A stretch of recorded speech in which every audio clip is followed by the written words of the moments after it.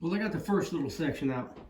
So I did that on a live broadcast. I'll edit that and upload that as a regular video here soon. What I'll do now is I'll just go ahead and chronicle what I'm about to do. So if you didn't see the live, all I did was take my my hobby knife here, extend it out. I cut down all the way through the wood, which is 2 inches, and basically cut it across here and use a 2-inch a 2-inch putty knife to get up underneath that and pry it straight out. I tried to examine the bottom of the foam to see why air came up, and the only thing I can figure out is some of the dirt that I use as fill material is still dry. So obviously there was air trapped in there. I had trouble getting my knife through this stuff, but I don't know how the air came up through there. So once I get down to this end with all the air bubbles, I'll dissect it and try to figure out what happened, because I actually hate having to redo something that I really enjoyed. I really enjoyed building this, and I was really happy with the results and whatnot. But we'll see what happens. Because I can, here, look at this. I cut this air bubble off, and it's already sealed back on there. And I cut it and opened it up, and it sealed back up. So I'm still trying to figure out why the air bubbles came up. I might even call Woodland Scenics and see if they have any advice on what I did and how to prevent it in the future and all that. Oh.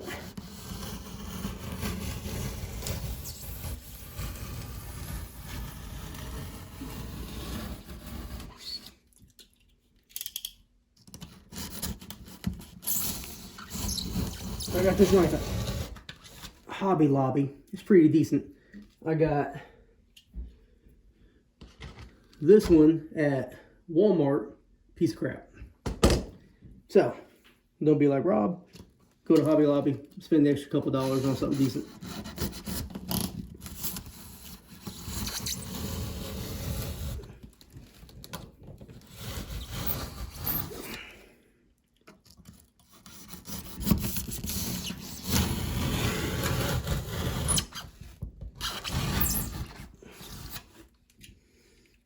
Now hopefully this next section can come out the same way. It's pretty tough over here. I don't think that's going to work out too well for me, but we'll find out. I got most of most of my riprap off the other section I took out already, so might not be too bad on this one. Or I spoke too soon. One or the other.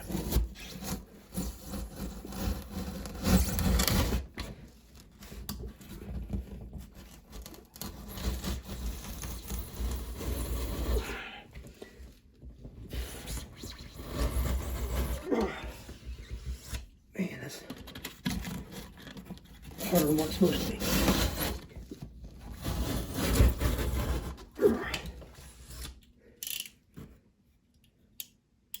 Only thing is, if you extend this knife out all the way, it gets a little flimsy. So, a couple of clicks back, they're a little bit better for you.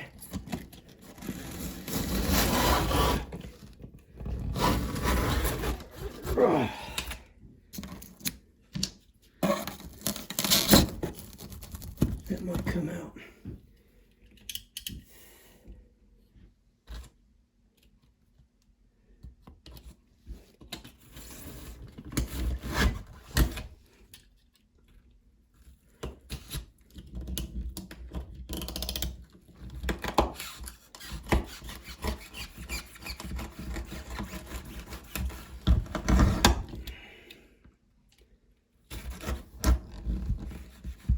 It's amazing how hard that stuff is.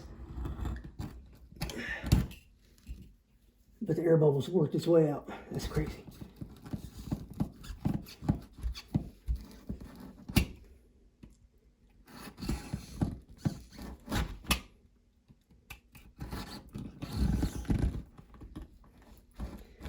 Now, anytime you work with a sharp blade, safety is paramount.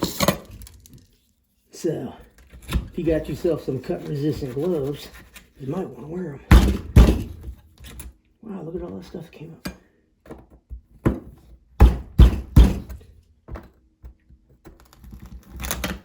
As you see, I don't have any cut-resistant gloves on. I like to live life dangerously.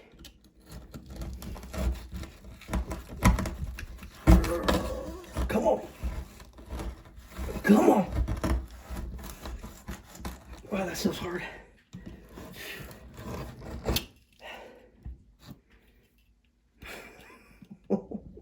This is ridiculous.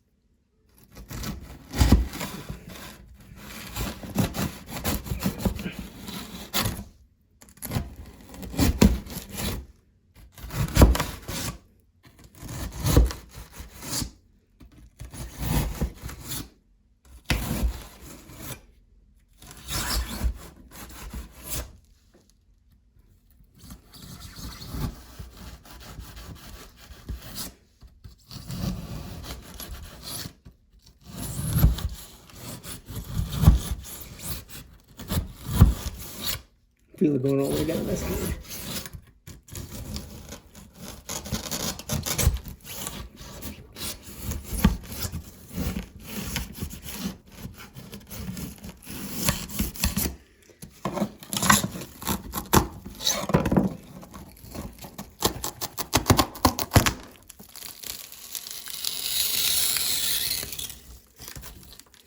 Nice. You see how thick that epoxy is right here? That's probably 3/8 of an inch. That's pretty good. So once again, how did the air bubbles force their way up through there? And I know somebody's going to tell me about pressure and air pressure and all that stuff. I kind of got all that part, but still, you know what I'm saying.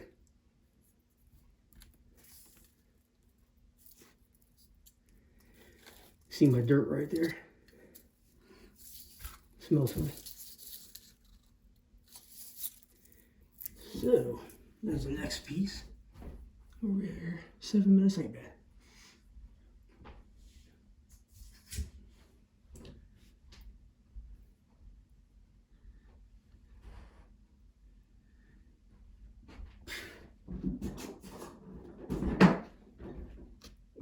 So my plan with this is to use Sculptamold to recontour the sides coming down, the sides of the pond, the lake, the reservoir, whatever it's going to be. The whole idea of this scene was for two things. One, because right behind the camera is a water tank and a water column to fill the steam locomotive tenders.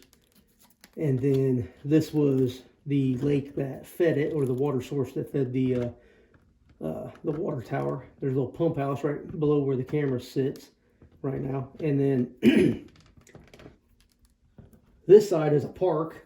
I have my Iron Mike memorial. For those of you that don't know what Iron Mike is, Iron Mike was a statue at Fort Bragg that was kind of like a memorial to all the soldiers.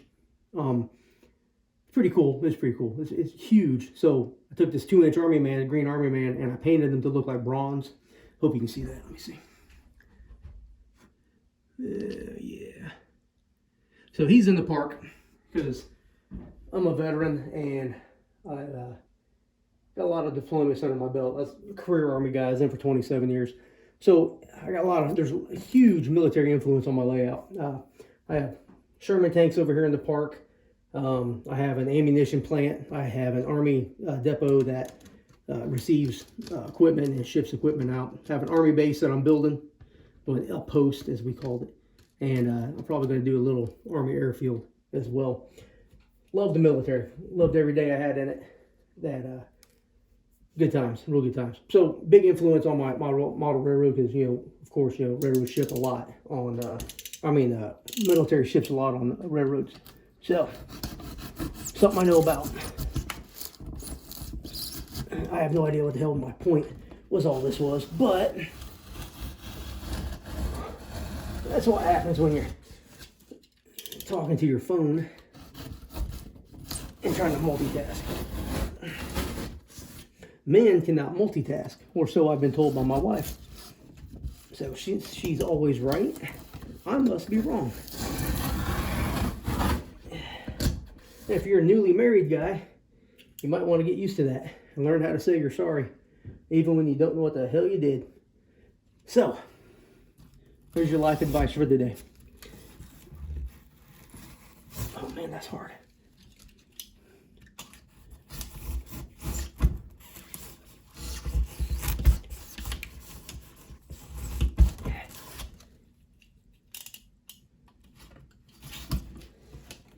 I guess the biggest challenge here is not tearing up a whole bunch of track and ballast over here trying to get this out. This part's probably not going to last too well. It's not going to go too well because ballast comes right to the edge of the water.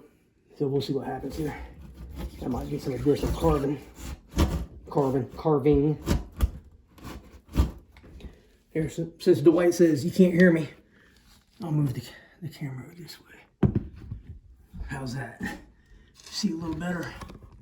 Probably hear me a little better. I could always talk louder and not mumble. Of course, only my wife says I mumble, but what does she know? What does she know?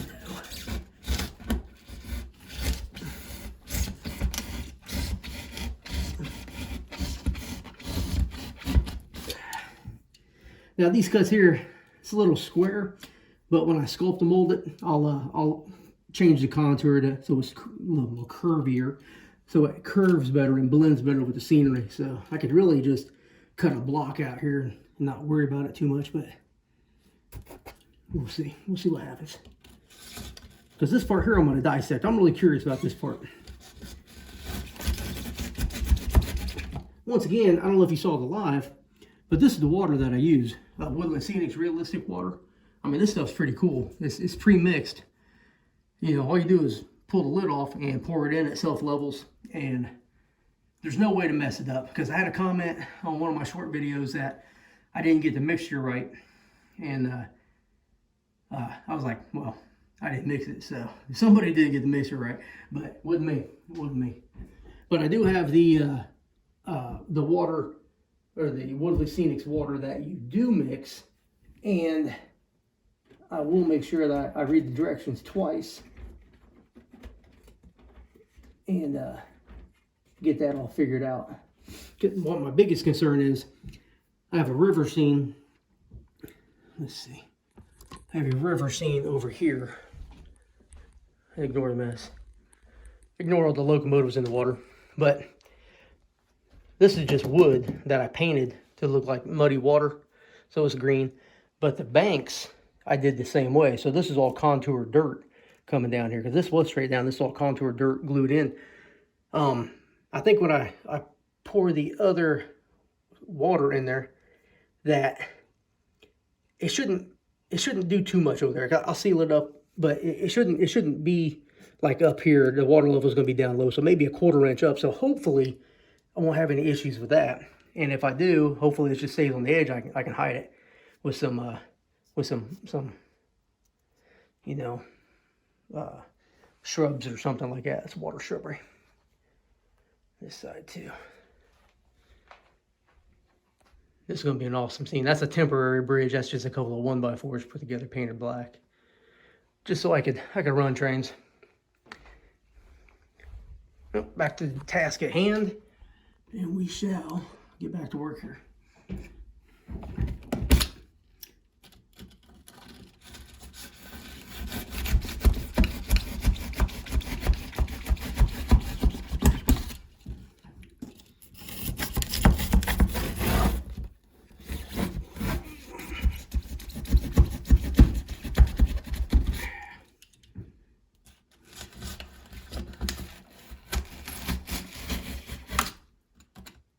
I think when I pour this water the next time, I'm gonna build a little fishing dock here. When I was growing up in Illinois, we had a lake in our park, and my grandfather used to tell me stories that there was a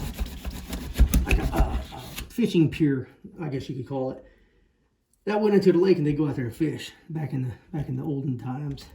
But I think that'd be kind of cool. That's kind of a little bit of inspiration here as well. Little childhood stuff, and that's what we all do.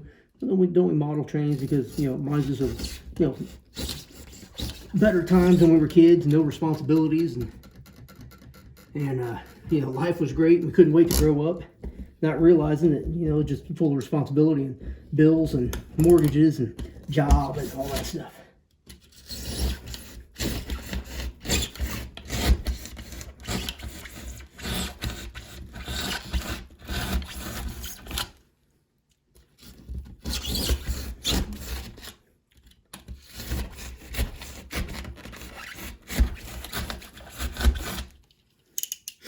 These trees in the background are all JTT trees that I bought at Hobby Lobby. I like them. They're good enough. I mean, you stick them in the background, pretty decent. I got some better trees and some trees I made that can go up front. I don't even know if you see that, what I was doing. They look okay.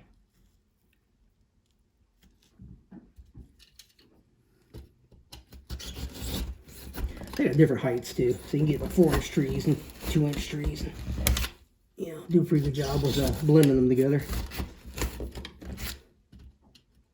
They have little stands on them.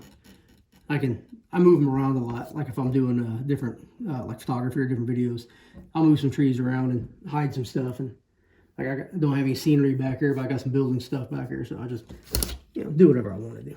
It's your railroad. Do whatever makes you happy. That's what I do. That's the fun part of life. Yeah, when it comes to dealing with model trains, do what you want. I love fantasy locomotives, fantasy cars. I've just been working on some V&O coal cars, and I found some decals on eBay for the West Virginian Railway, and there was no West Virginian Railway to my knowledge, but I bought a bunch of their decals just so I could put them on some scratch-built cars and stuff like that.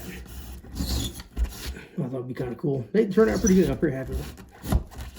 If you go to, I got a short video from a couple of days ago that have a whole train full of fantasy cars.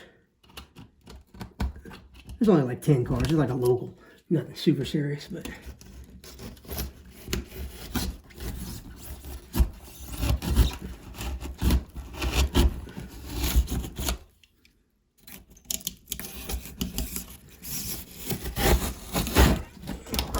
well, it don't matter. It's coming out. I don't know why I got all concerned.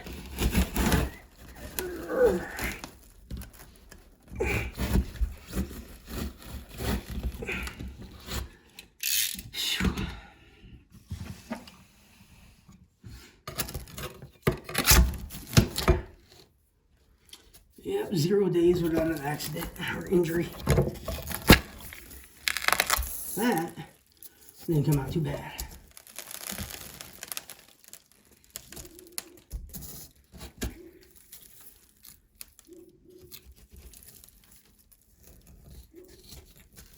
So you see the bottom solid. So where the hell did the air come from? That is crazy. That's crazy, but it's out. That's all that matters.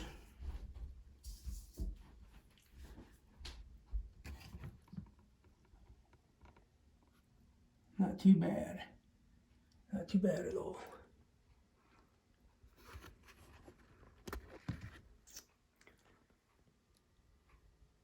That took approximately 1 hour and 5 minutes to tear all that out. So, and there's some trees. They look pretty good back here. Little smokestack, little smoke. That's some old school, like some, I don't know, some stuffing out of a pillow or something. Got some stuff a little bit everywhere. I don't know why I'm doing this, but why not? Hey, fantasy car. Ammunition factory. Little headquarters. Movie theater. That is a building print off that's on Gator board. That looks pretty decent from the front. Oh, I got it taped in here. I'll show you back. Oh, finger. I don't know if you can see. It's kind of dark, but there's nothing there really. That's just all it is. It's a facade. A facade.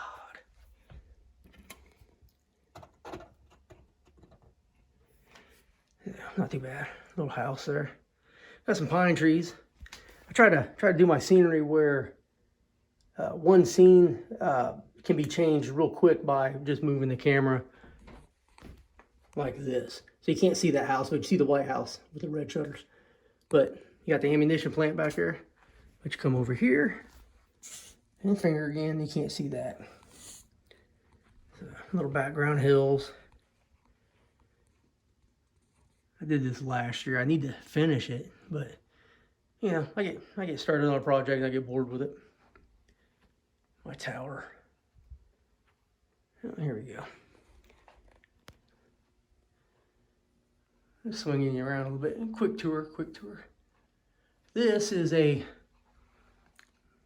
just an additional scenic area to make a scene look wider for some videos and some photographs. The trees on the wall are trees from my backyard that I photographed and printed off, and I did a little bit of Photoshop too to make them blend a little bit. It's a mountain that hides the tunnel that goes through the wall. That's my rip track. That's supposed to be the Army depot. This is kind of a neat shot. Just some stuff I threw up there for some background photos and left it. Oh, got a little blurry. In my rail yard. So if you didn't catch that, we just walked out of the room. That's the door. This is Luther Yard, named after one of my soldiers who was he was killed after he got out of the Army. So it's a Mark Luther Yard. Holds about 130 cars. A roundhouse, turntable. Got some steam locomotives over here. Now here's the part of the layout you've never seen, or never saw, whatever. So you see I got lights that are out. The place is ridiculous. So from here to the wall, all the way to that little black square where it goes through the wall, comes out of that tunnel I showed you. This is 27 feet. 27 feet, yeah, 27 feet. So this part down here is 8 feet wide, 46, 44, and 42-inch radius curves. There'll be a second level here. That's a big-ass, massive foam mountain I made. I'll make a video about how I cut that down and do some work to that. And then my two sidings, which is Pass Track 1 and Pass Track 2, main line, are just shy of a scale mile long. So I can run some pretty decent sized trains or some short trains, it don't matter. There's Anderson Culvert. It's because my friend Dwight hates it. I said I kind of emphasized that hate, didn't I? He makes fun of me. He busts my chops all the time and says that's where I take all my pictures. It's not. I went through and looked at them. It's like 15% of my pictures. Like, pff, come on, man. Come on, Joe Biden. Come on, man. So the layout will eventually, this will have a second level about 4 inches higher. Coal mine, Army base, air base, interchange track. Over there above that bridge will be a rock quarry. Following this blue line will be another part of the layout, which will wrap around all the way to this door. Then it'll come out, go all the way down there by the other door, and then go down the wall and come back around. So I got a lot of stuff I'm about to do, but always busy doing something. So this is kind of a long video, 24 minutes. I hope y'all enjoyed. I'll probably have to edit this down. I ramble a lot, but hey, I don't care. So y'all have fun. Thank you for watching.